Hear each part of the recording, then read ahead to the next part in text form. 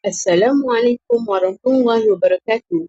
Saya, Cik Wan Mas Ayu binti Muhammad Ismaluddin, nombor matrik 228-748 akan membentangkan tugasan 2 di bawah kursus LHE 3102 pengajaran Nahwu Bahasa Melayu iaitu menguraikan penggunaan aspek sintaksis sebagai bahan pengajaran berdasarkan standard pembelajaran yang terdapat dalam dokumen standard kurikulum dan pentaksiran GSKP Bahasa Melayu tingkatan 1.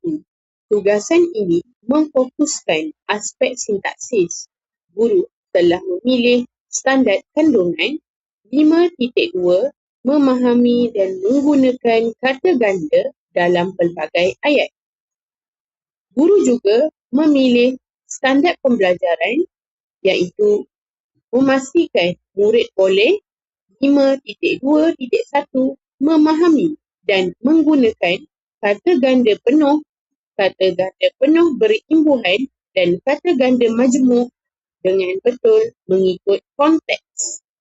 Seterusnya, guru mestilah memahami setiap makna perkataan dalam standard pembelajaran yang telah dipilih agar guru dapat mencapai objektif PDP di dalam kelas. Memahami merupakan keupayaan murid untuk mengetahui, mengenal pasti dan menjelaskan maksud sesuatu perkataan atau konsep. Yang kedua, menggunakan ialah keupayaan murid untuk mengaplikasikan pengetahuan dalam bentuk ayat lisan atau penulisan. Kata ganda penuh merujuk perkataan yang diulang sepenuhnya tanpa sebarang perubahan bentuk. Kata ganda berimbuhan pula merujuk kepada kata ganda yang menerima imbuhan sama ada awalan, akhiran atau apitan.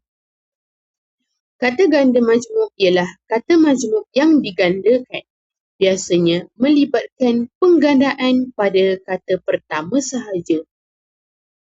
Dengan betul, merujuk penggunaan kata ganda yang tepat dari segi bentuk, betul dari segi tata bahasa dan tidak menyalahi peraturan bahasa Melayu. Manakala mengikut konteks pula ialah penggunaan kata ganda yang sesuai dengan situasi, maksud ayat dan keadaan sama ada situasi formal atau tidak formal, secara lisan atau penulisan. Terdapat 4 aspek penting dalam standard pembelajaran yang dipilih. Yang pertama, kemahiran iaitu memahami dan menggunakan. Yang kedua, unsur bahasa memfokuskan pada kata ganda penuh berimbuhan dan kata ganda majmuk.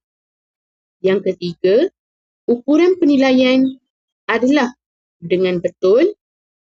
Dan yang keempat, konteks atau bahan dalam standard pembelajaran ini memfokuskan pada ayat. Berikut merupakan unsur bahasa yang terdapat dalam standard pembelajaran 5.2.1 yang perlu diketahui oleh murid tingkatan 1. Yang pertama, kata ganda penuh. Sebagai contoh, budak-budak, buku-buku, kereta-kereta. Yang kedua, kata ganda penuh berimbuhan. Contohnya, pengajar-pengajar, pelatih-pelatih, juru-gambar. Dan yang ketiga, kata ganda majmuk. Sebagai contoh, kertas-kertas kerja, mata-mata pelajaran, setiausaha. Berikut merupakan langkah pengajaran standard pembelajaran 5.2.1 iaitu misi pemburu kata ganda. Strategi ini menggunakan pendekatan pembelajaran kooperatif dan didik hibur. Bagi set induksi, yang pertama, guru memamparkan poster "Jom Berani Fikir" tentang kata ganda di hadapan kelas. Guru melakukan sesi soal jawab ringkas untuk menguji pengetahuan sedia ada murid tentang 3 jenis kata ganda iaitu kata ganda penuh, kata ganda berimbuhan dan kata ganda majmuk berdasarkan grafik pada poster tersebut.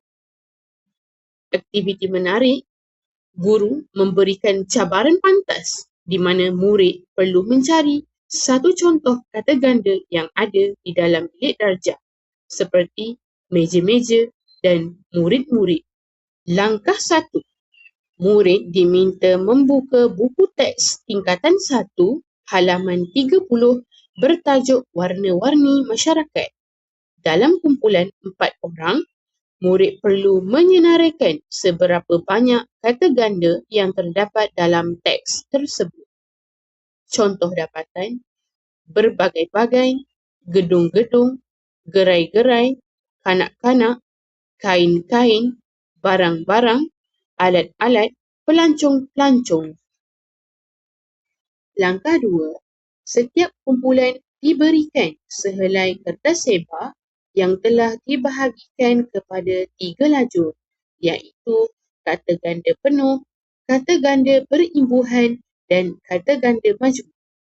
Tugasan kreatif pertama, murid mengelaskan kata ganda yang ditemui dalam teks tadi ke dalam kategori yang betul.